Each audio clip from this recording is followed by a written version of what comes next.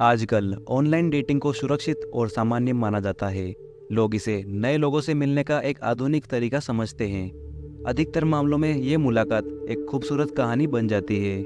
लेकिन क्या होगा अगर ये ऑनलाइन डेटिंग अचानक एक खौफनाक मोड़ ले ले? एक प्यारी सी मुलाकात कैसे घातक साबित हो सकती है?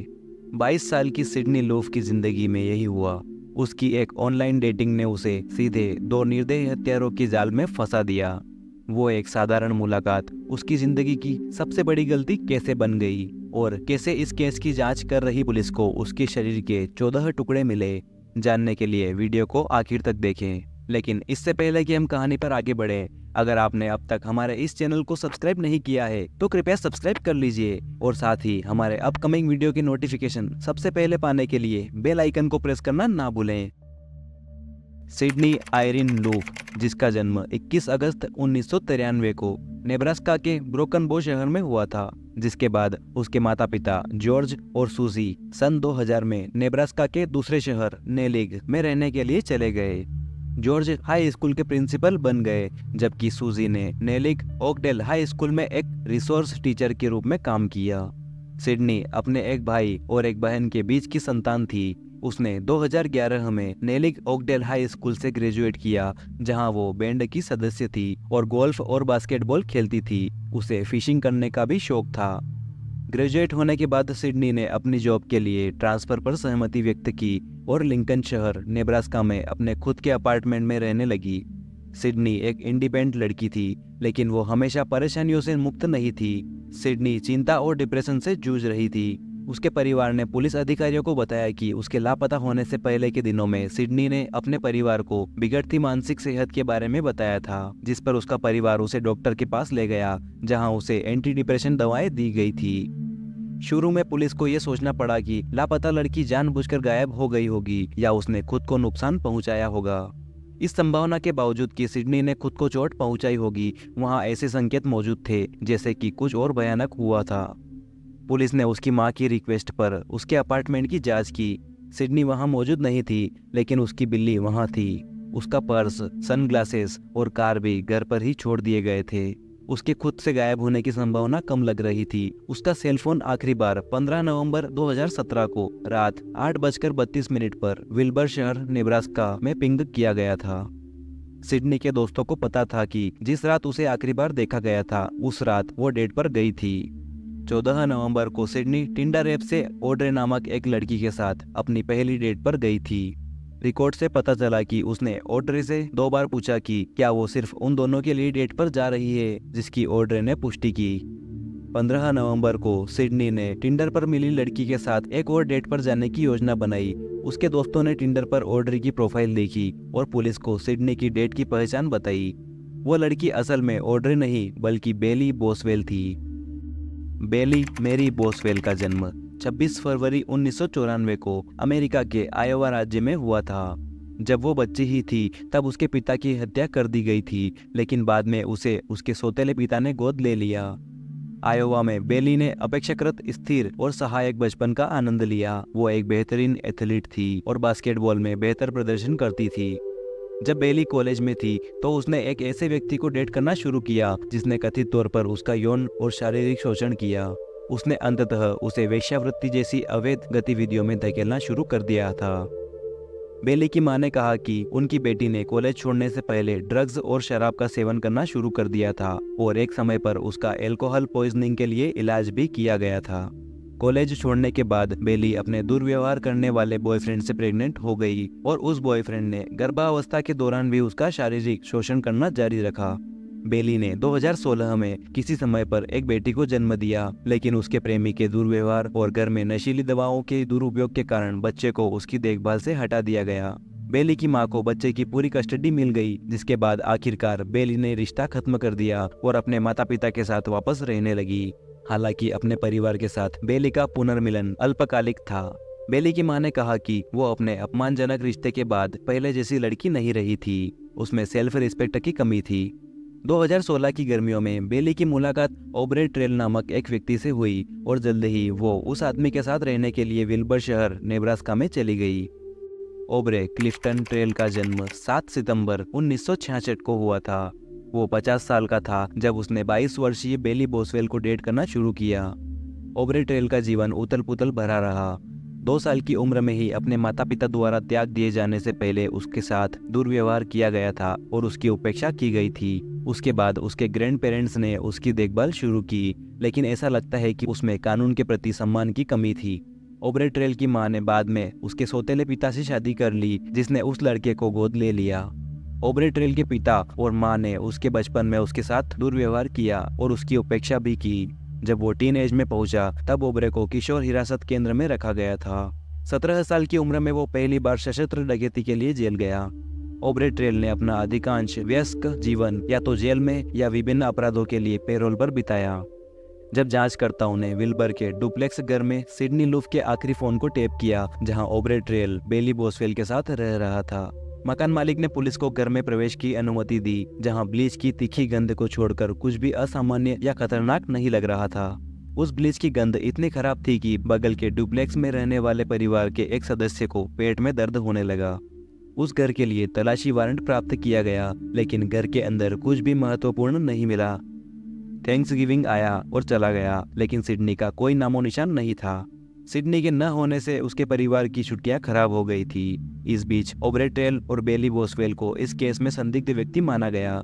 हालांकि इसके बाद वो दोनों कहीं गायब हो गए और कभी अपने घर नहीं लौटे। वो दोनों एक असंबंधित अपराध के लिए वांटेड लिस्ट में भी थे।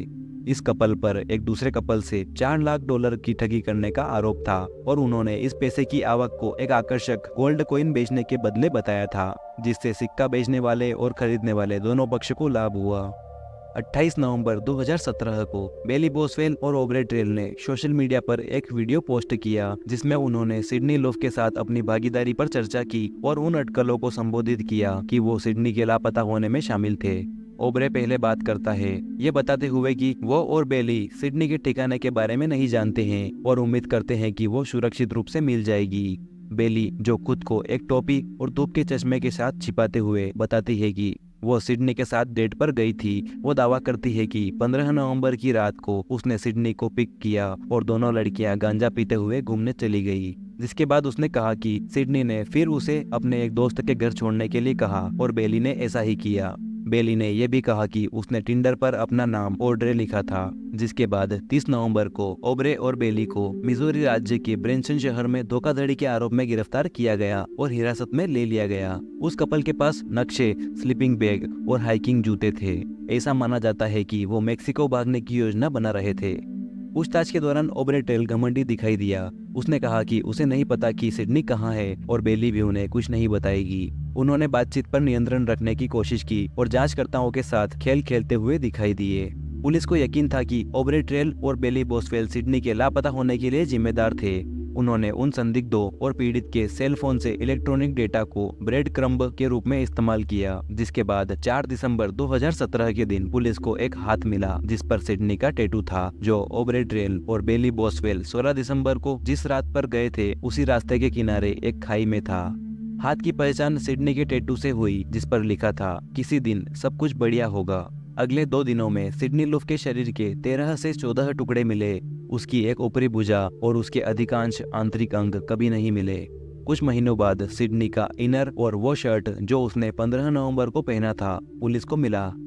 सिडनी लूफ के शव के पोस्टमार्टम से पता चला कि उसका गला घोटकर हत्या की गई थी। उसकी हायोइड हड्डी टूटी हुई थी और उसकी आंखों के आसपास पेटिचिया देखा गया था, जो गला घोटने का संकेत था। जिसके बाद उसके शरीर को 14 टुकड़ों में काट दिया गया और कचरे के थैलों में डाल दिया गया।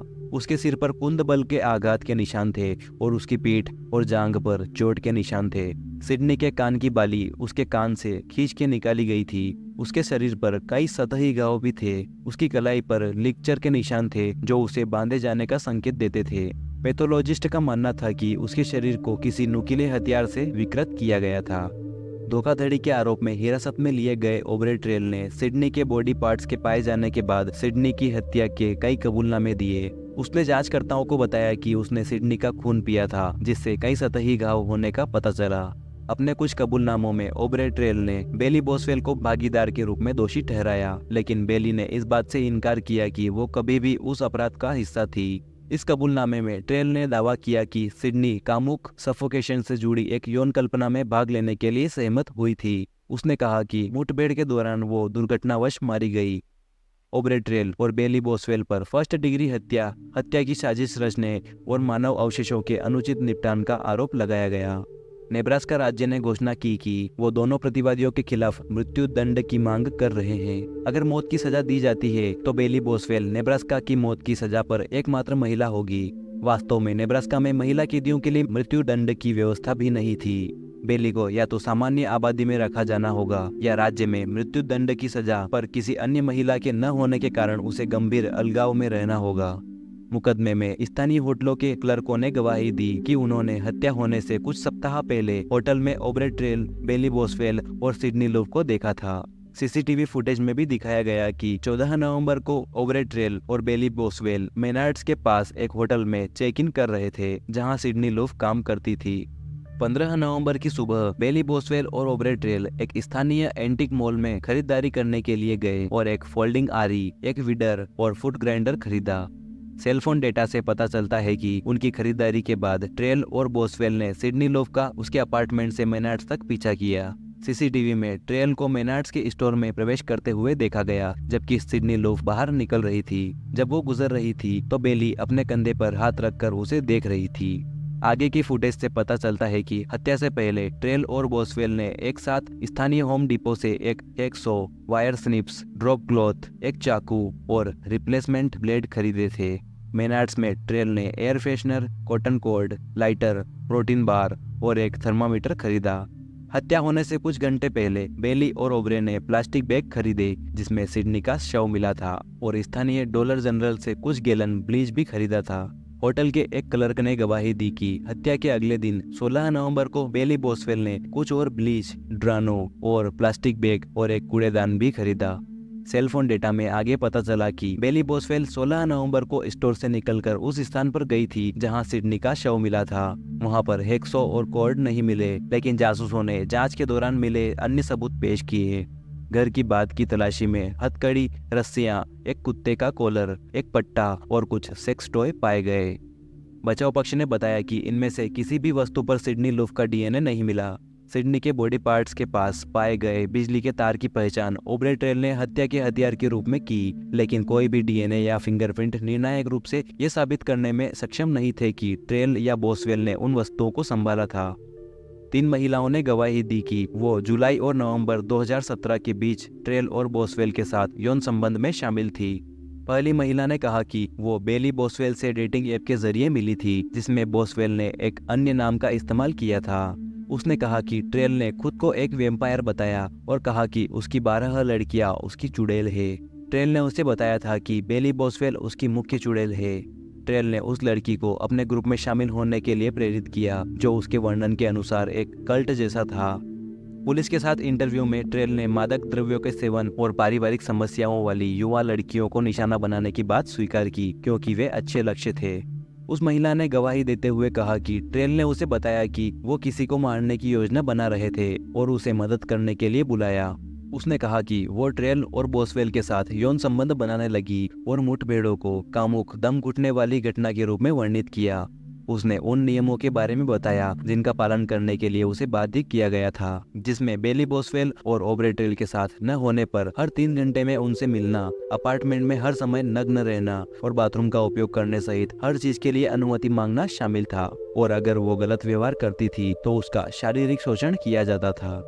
इस गवाह ने गवाही दी कि बेली बोसवेल एक अन्य नाम का उपयोग करके युवा महिलाओं से संपर्क करती थी और फिर फोन ओब्रे ट्रेल को दे देती थी।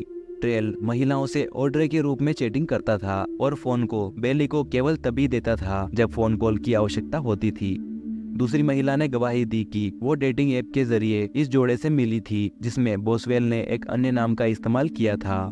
उसकी गवाही ने पहली महिला की गवाही से काफी हद तक पुष्टि की और उसमें यह भी शामिल था कि ओब्रे ट्रेल ने उसे बताया था कि वो वीडियो टेप पर एक महिला को मारने और प्रताड़ित करने की योजना बना रही थी और पैसे के लिए उस टेप को बेचने की योजना बना रही थी। उसने दावा किया कि टेप बेचने के बाद वो और बोसवेल अमीर हो जाएंगे। उसने कहा कि जब ओब्रे ट्रेल इस बात पर ज्यादा जोर देने लगा कि वो किसी को प्रताड़ित करे और मार डाले, तो उस महिला ने तुरंत उनका ग्रुप छोड़ दिया।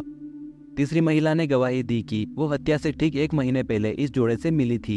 उसने कहा कि बेली बोसवेल ने उसे बताया कि वो और ट्रेल एक प्रभुत्व और अधीनता वाले रिश्ते में थे और अगर वो बोसवेल के साथ रिश्ता बनाना चाहती है तो ऑब्रे ट्रेल भी इस डील का हिस्सा होगा। उसने दावा किया कि बोसवेल और ट्रेल ने चुड़ैल होने और महिलाओं के खिलाफ हिंसक अपराध करने के बारे में बात की थी। इस गवाह ने कहा कि उसे 15 नवंबर 2017 को गंभीर अस्थमा का दौरा पड़ा और वो ओमाहा शहर में अपने परिवार के घर चली गई। इस महिला ने बताया कि बेली ने 15 नवंबर को उससे कहा था कि वो और ट्रेल अगले कुछ दिनों में व्यस्त रहेंगे। उसने 17 नवंबर को फिर से जोड़े को देखा और कहा कि वे शांत लग रहे थे। ट्रेल ने कथित तौर पर उससे कहा कि वो किसी को मारने जा रहे हैं और जब तक वो इसमें शामिल होने के लिए सहमत नहीं हो जाती तब तक उसे धमकाया। फिर ऑब्रे ट्रेल ने उससे कहा कि उसे इसके बारे में चिंता करने की जरूरत नहीं है क्योंकि उस महिला ने पहले ही समझौते के जरिए उसके प्रति अपनी वफादारी साबित कर दी है। अगले कई दिनों में तीसरी उस गवाह ने कहा कि उसने उस कपल को पूरे नेब्रास्का में घुमाया जबकि वो पैसे के लिए किसी को मारने और प्रताड़ित करने के लिए चर्चा कर रहे थे। आखिरकार वो गवाह खुद ही अपने घर लौट गई जब उसकी मां ने उसके खिलाफ गुमशुदगी की रिपोर्ट दर्ज कराई थी। ऑब्रे ट्रेल ने अपने बचाव में कहा कि अभियोजन पक्ष के अधिकांश मामले पर उनका कोई विवाद नहीं है। उन्होंने माना कि वो और बेली अक्सर यातना देने और हत्या करने की बात करते थे, लेकिन उन्होंने दावा किया कि वो उस कपल के लिए केवल कल्पनाएं थी। उन्होंने जादू टोना और पुनर्जन्म के बारे में अक्सर बात करना स्वीकार किया। उन्होंने दावा किया कि वो 2017 के वसंत में सिडनी लूफ से मिले थे और उन्होंने अपनी और बेली बोसवेल की प्राचीन वस्तुओं को बेचने की योजना में उनकी मदद की थी। उन्होंने कहा कि सिडनी लूफ सितंबर 2017 में इस अवस्था से बाहर निकलना चाहती थी। ऑब्रे ट्रेल के अनुसार बोसवेल ने सिडनी को दूसरी डेट पर ले जाने के लिए एक अन्य नाम का इस्तेमाल किया और सिडनी इस बात से परेशान हो गई जब उसे पता चला कि ये वास्तव में बोसवेल और ट्रेल ही थे। ऑब्रे ट्रेल ने दावा किया कि हत्या से पहले खरीदे गए सामान प्राचीन वस्तुओं की सफाई के लिए थे और हत्या की पूर्व योजना नहीं थी। उन्होंने कहा कि सिडनी लूफ 15 नवंबर को उनके घर आई थी और फिर से कोवेन, जो कि उनके ग्रुप का नाम था, में शामिल होने की योजना बना रही थी। ऑब्रे ट्रेल ने दावा किया कि सिडनी उसके साथ सेक्स के दौरान कामुक सफोकेशन में भाग लेने के लिए सहमत हुई, जिसके दौरान उसने गलती से उसकी हत्या कर दी। उन्होंने कहा कि उन्होंने 911 पर कॉल नहीं किया क्योंकि उनका लंबा आपराधिक इतिहास है और उस समय उनके पास ड्रग्स और चोरी का सामान भी था। ऑब्रे ट्रेल के मुकदमे के तीसरे दिन ट्रेल ने अचानक चिल्लाया और कहा कि बेली निर्दोष है और मैं तुम सभी को शाप देता हूँ, और इसके तुरंत बाद उसने अपने साथ कोर्ट रूम में लाए गए रेजर ब्लेड से अपना गला काट लिया, लेकिन उसके घाव सतही थे और उसे केवल मामूली चिकित्सा की आवश्यकता थी। अभियोजन पक्ष का मानना है कि यह मुकदमे को पटरी से उतारने का एक प्रयास था और एक मनोरोगी की ओर से हेरफेर का एक और कार्य था। बचाव पक्ष ने गलत मुकदमे का अनुरोध किया जिसे रिजेक्ट कर दिया गया। बेली बोसवेल वर्तमान में नेब्रास्का सुधार केंद्र में आजीवन कारावास की सजा काट रही है। Aubrey Trail Tecumseh state correctional institution में मौत की सजा पर है। दोनों ने अपनी सजा के खिलाफ अपील की, लेकिन उन सभी अपीलों को खारिज कर दिया गया। 2023 में ऑब्रे ट्रेल ने आगे की सभी अपीलों को माफ कर दिया और नेब्रास्का राज्य में फांसी की तारीख तय करने के लिए कहा। उसका दावा है कि अपनी सजा को स्वीकार करना ही एकमात्र तरीका है जिससे वो सिडनी के परिवार से माफी मांग सकते हैं, लेकिन दूसरों का मानना है कि यह उसके द्वारा नियंत्रण करने का एक और प्रयास है। नेब्रास्का राज्य ने घातक इंजेक्शन दवाओं की उपलब्धता की कमी के कारण 2018 से किसी को भी फांसी नहीं दी। वर्तमान में नेब्रास्का की मौत की कतार में 11 लोग हैं, जिनमें जॉन लोटर भी शामिल है, जिसने 1993 में ब्रेंडन टीना और 2 अन्य लोगों की हत्या कर दी थी क्योंकि टीना ट्रांसजेंडर थी। यह स्पष्ट नहीं है कि नेब्रास्का में फांसी की सजा कब फिर से शुरू होगी। कहानी पर अपने विचार हमें कमेंट में बताएं, और अगर आपको ये कहानी पसंद आई हो तो कृपया वीडियो को लाइक और हमारे इस चैनल को सब्सक्राइब करना ना भूलें। धन्यवाद।